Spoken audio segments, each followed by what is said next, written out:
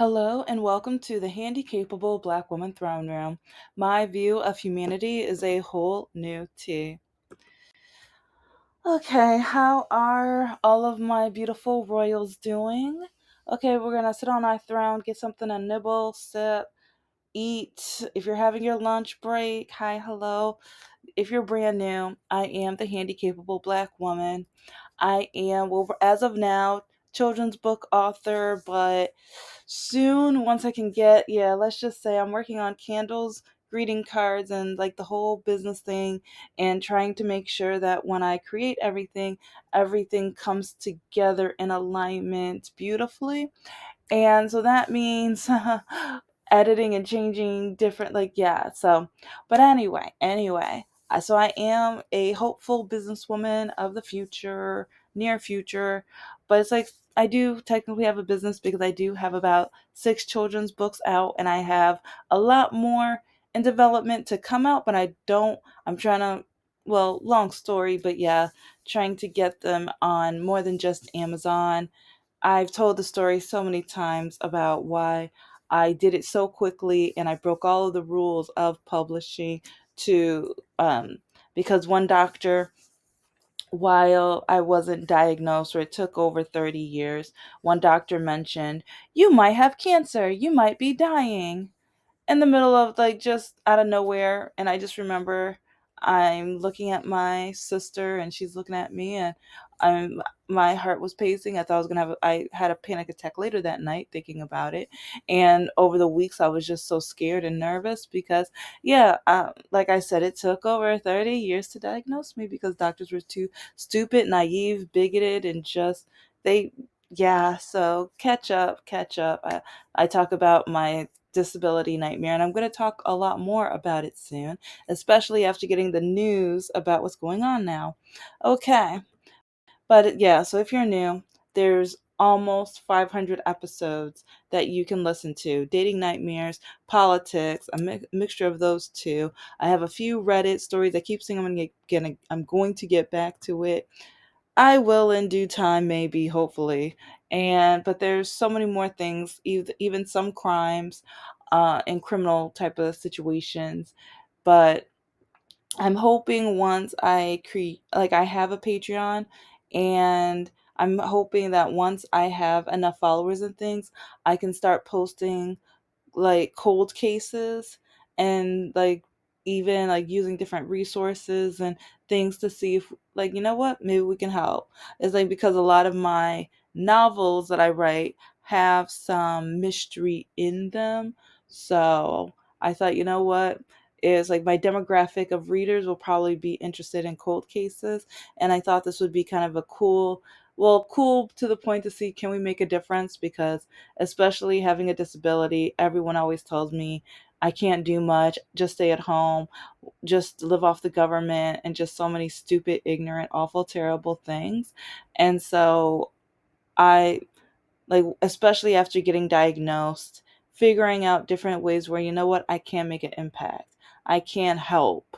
And so, yeah, but if you're interested in that, right now I have many of the screenshots that you see in my other episodes, like Dating Nightmares, real life screenshots of messages from mostly the MAGA right, conservative Republican men.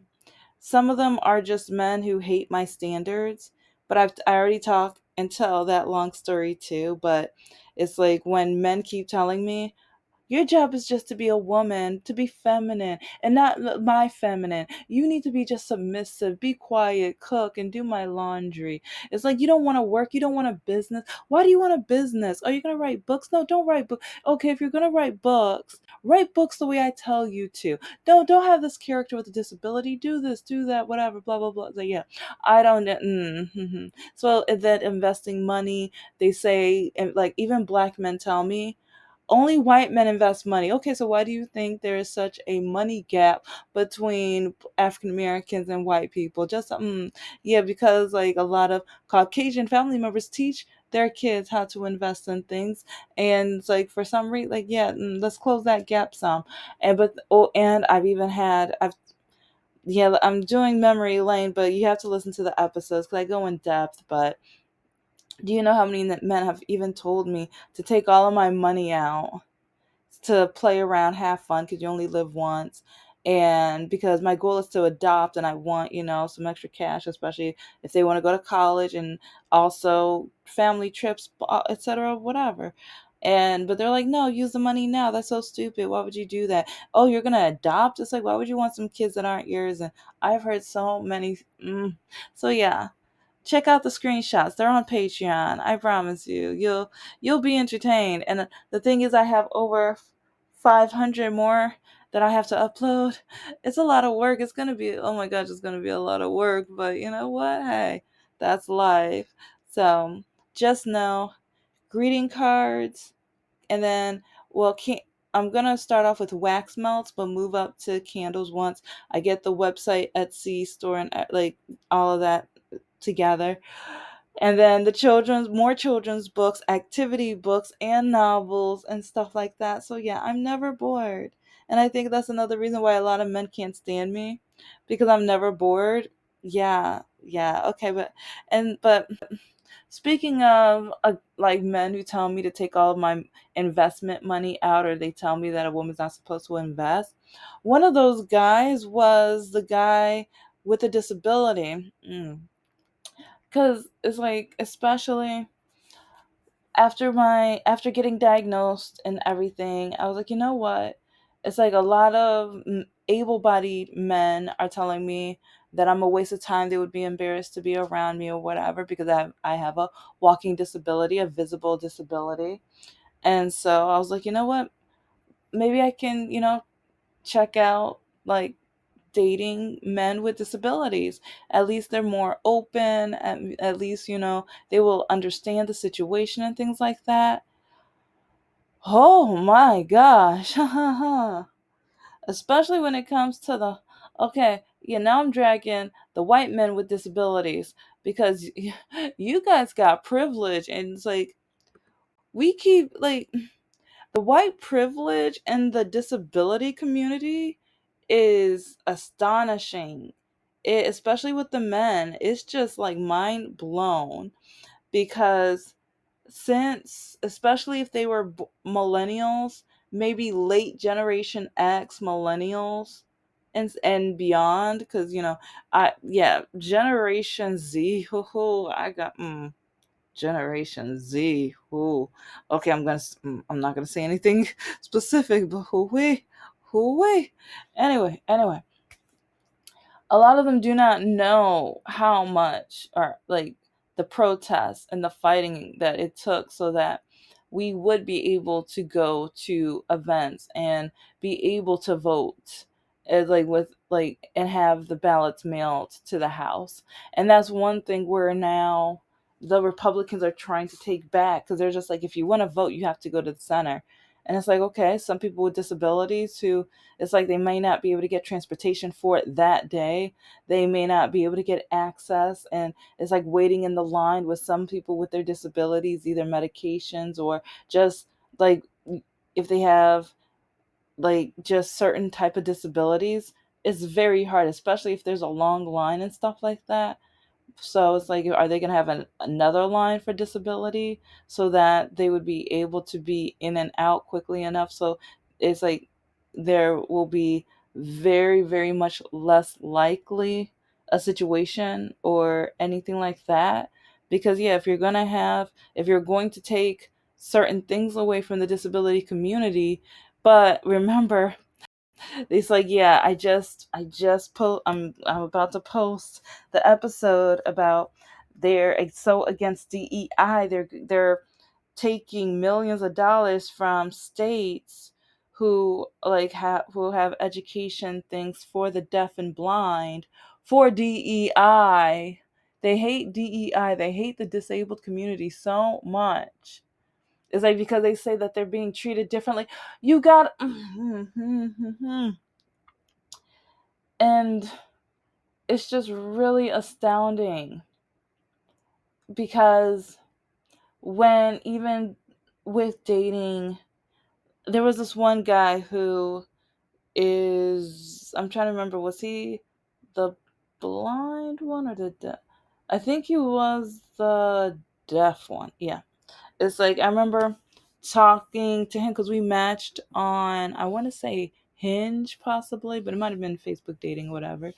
But talking to him was just awful because like sometimes like I talk about politics. I'm very political and things like that. And he kept telling me politics have nothing to do with our lives now. Just live life. It's like it's and he even kind of tried to say that I was stupid for keeping up, and a lot of white men do that. A lot of white men tell me I'm stupid for following or like talking about politics. How a relationship should just be about love and everything. And you know what? Yeah, okay. Tell that to all the millions of people who've been divorced. It should only be about love, just like Tina Turner sang. What's love got to do with it? Okay. Politics have a lot to do with the relationship.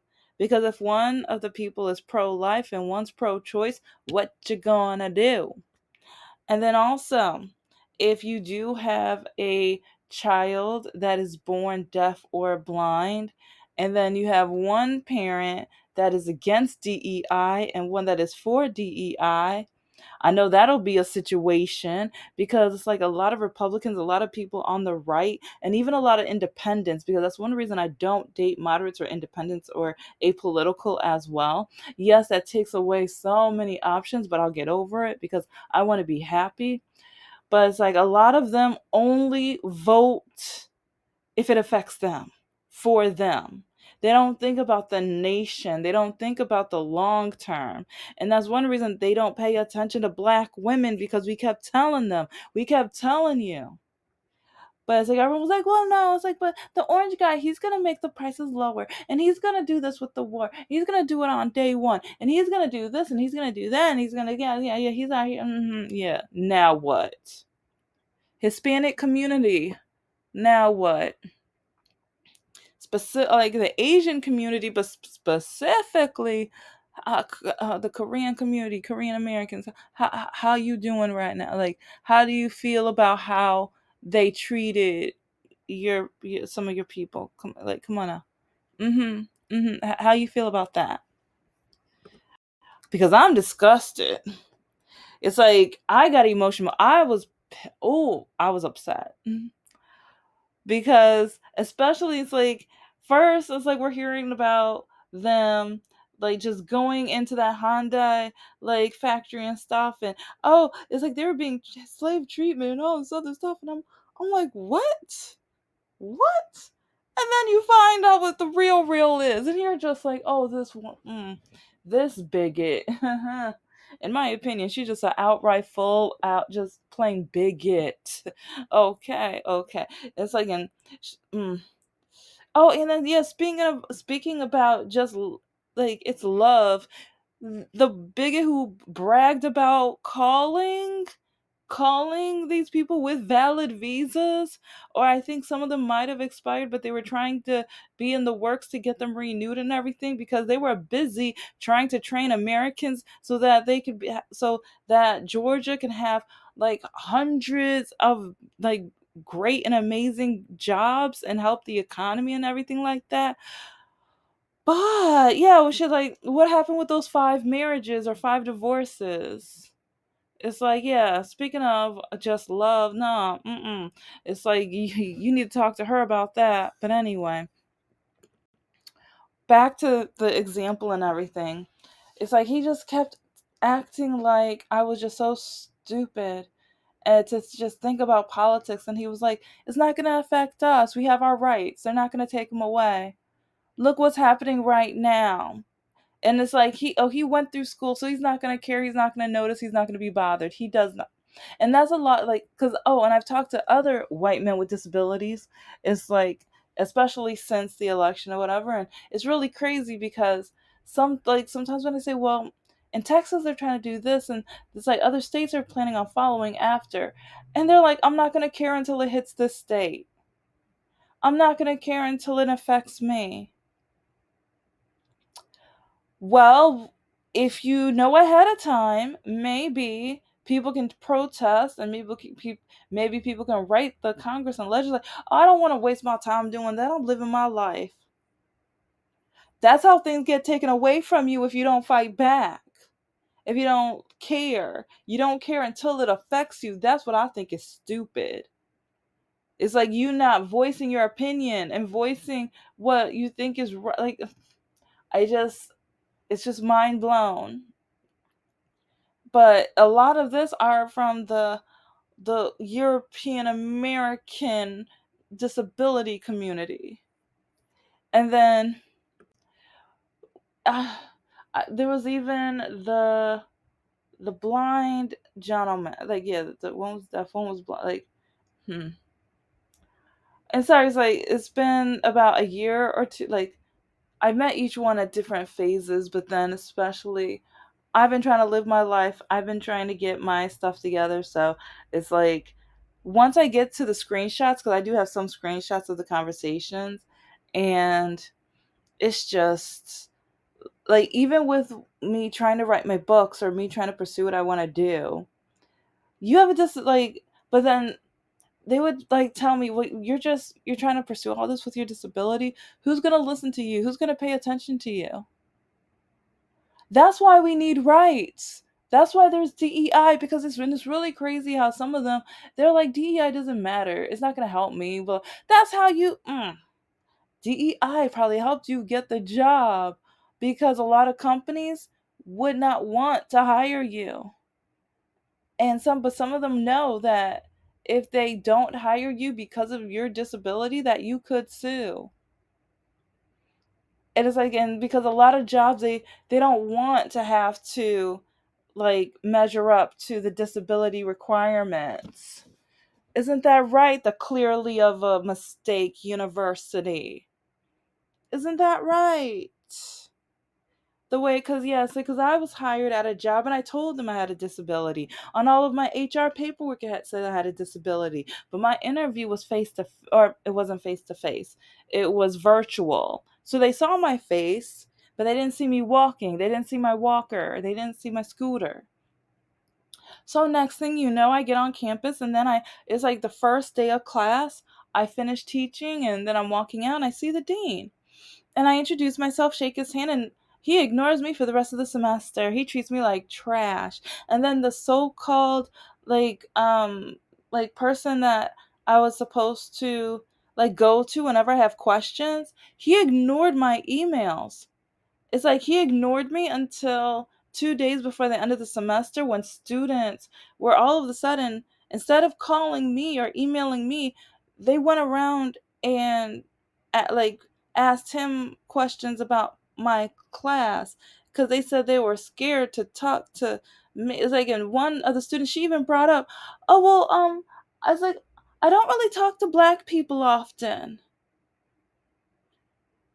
The racism. The racism that I've met at that camp, the ableism and racism. Because yes, like you do not know some of the things that some of these students had said, and it's like, yeah, but he's like, and then he was determined to ignore me when it came to the next. Like, yeah, it's like I talk about this in another episode, but clearly a mistake of a university, because they are so hateful, bigoted, and all just they're horrendous. The treatment, but anyway. So there was one guy who is paralyzed from the neck down, and it's crazy because it's like we were messaging each other, but if I would message him, sometimes it would take a day or two for him to respond.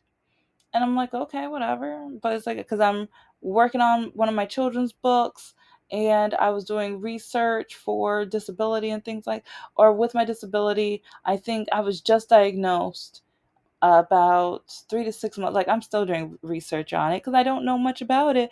Because, yeah, it's like, yeah, I have a neurologist and things like that. And like after the surgery, I kept going through all these tests and then diagnosed. So some doctors kind of, yeah, let's just say no one taught me. No, like I literally have to do all of the research on my own, really. And when I do the research, then I go to the doctor and I ask them about it. When it's like, shouldn't I have had, like, I feel like since they were so lazy all of my life, maybe they should have created like a presentation or orientation for me, because I was born with a disability. And it's like even the racism and the ableism within the medical like field as a whole. It's like they saw the black girl, black woman, oh, nothing's wrong with you. Get over it. Just walk it off. Just go home and lose weight. Nothing's wrong with you. Why are you complaining? Just pick up your feet. And then, like when I was a child, oh, just spank her until she walks right. She's just a liar. She's just making it up. She just wants attention. Why do you tolerate her walking like that? Oh, you want a doctor's note because you need different shoes or whatever? Oh, get over yourself. Be quiet. And then call, like, I'm in my 20s at this point, young 20s, but 20s, over 18. But then turn around and call my mother and tell the, oh, she tried to get a doctor's note. Oh, she's so lazy. It's like, yeah, it's like, and then they'll laugh and then I get yelled at and punished. Yeah. And then told if I try to call for another doctor's note. So you guys don't know. It's like a lot, especially a lot of these white men with disabilities, and I mean white people, but especially white men, because it's like as I think white women with disabilities, as a woman, they're at risk of losing some rights. So I think maybe I'm hoping, but at the same time, a lot of them are so stuck into the patriarchy. I can say it. I can say it. It was stuck in my throat. But yeah, they're so stuck into that it's just it's disgusting. So maybe I shouldn't give them too much credit because look at how many of them voted for this to happen. And some of them like, I didn't know this was gonna happen. Yes, you did. It's like we kept saying it. I kept saying it. This man did, like, because even when I first started this channel, I was like, this man hates everything about me, especially the disability parts. He does not think much of us. And then Republican influencers, the older millennial, said that he would want to throw all people with disabilities over a mountain. And then there were others who were like, they should just stay at home and do nothing. It's like I've been on dates with white men with disabilities, but invisible disabilities.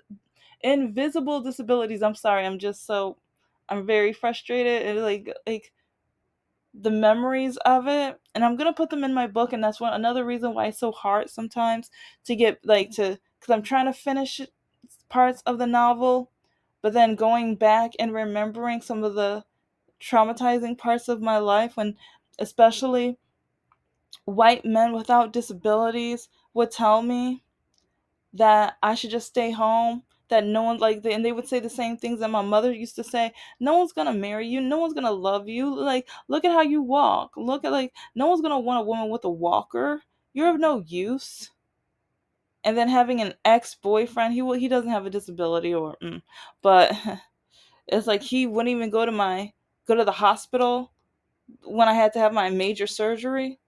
He wouldn't come with me to any of the doctor's appointments or tests. How many MRIs did I have? Way too many. How many did he go with me to? None. Not one. How many times did he visit me at the house? Not a zero, zilch, nada. Not a. And then when I was breaking up with him, when I was tired of all of his crap, because he treated me like garbage and he just wanted to use me. This man for like, and and it's funny. Some men, they would they think that, oh, okay, first I'm going to treat her like she's human, but slowly I'm going to tear away at the humanity, and it's only going to be a little, but she's going to take it, she's going to tolerate it. I'm going to do it just enough where I was like, oh no, it's okay, I'm just tearing a corner of your humanity. And then the next day or month I'm going to just tear a little bit more of the humanity, and then they're going to think like I'm not going to notice when half of the page of my humanity is torn away. That's what this man did. But since I have a disability, he knew I was scared to break up with him because everyone kept telling me that no one's ever going to want me, love me, or marry me. That's why I stayed with this man. And it's like, but once I woke up, like after my surgery, I woke up. Especially like while I was writing my novel and I was going through the memories of this awful, terrible bigot, this terrible, awful man. And it's like I realized This man, he was taking advantage of my disability, taking advantage that no one else was going to want me, love me, or marry me. He knew that for a fact. He knew I was scared. And then with a lot of these white men with disabilities, I like, I don't know, it's just crazy because do you know how many of them were like, well, don't you think I deserve love? They would kind of gaslight. Like all of a sudden they were like, well, since you have a disability and I do, like we deserve love and I deserve love right now. So you should just date me for right now. Date me until you find who you're looking for. But it's like, even though it's like I have a disability, yeah, I need, it's like, I don't know, it's like it's just the way that they would word things, like it was a guilt trip and it would be really pathetic and desperate. But at the same time, they hated the politics. They would tell me to be quiet. But it's like, especially after breaking up with Mr. No Heart, I was like, I'm not, never again. Never again. Because, okay, with Mr. No Heart is funny. Because with Mr. No Heart, when the orange guy was going down the escalator and started running, it's like, I haven't studied this man, but I paid attention, especially even during his like reality show crap or whatever. I already knew he was dangerous.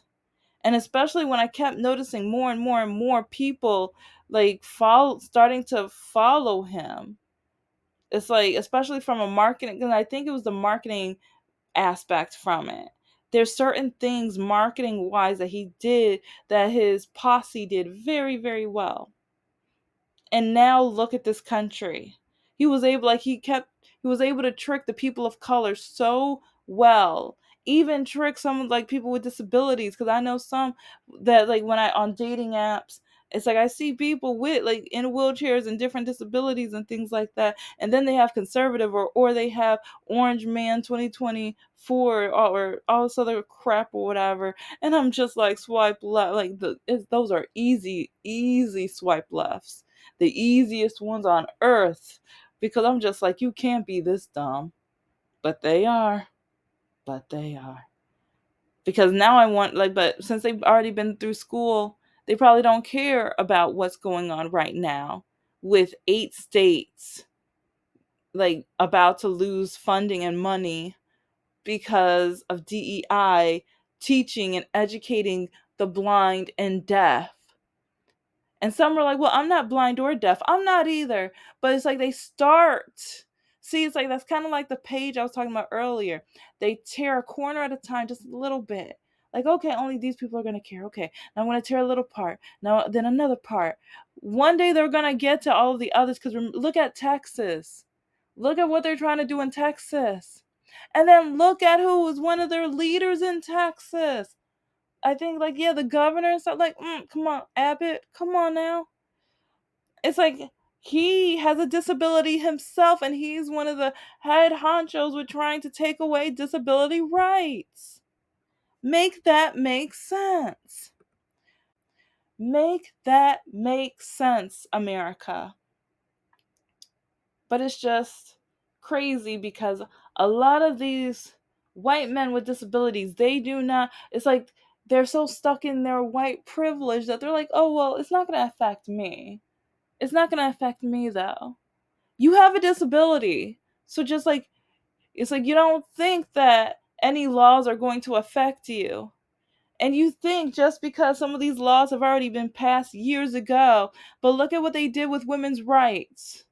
Look at what they're trying to do with voting. Look at what they're doing with people of color, being able to stop them based off the color of their skin. Wake up. If you have a disability, wake up. And if you think the white privilege is going to just cover you up, it's like, think again. Think again. Thank you so much for listening to the Handicapable Black Woman Throne Room. I am a woman, I am of color, and I am handicapable. But most importantly, I am human and you're human too.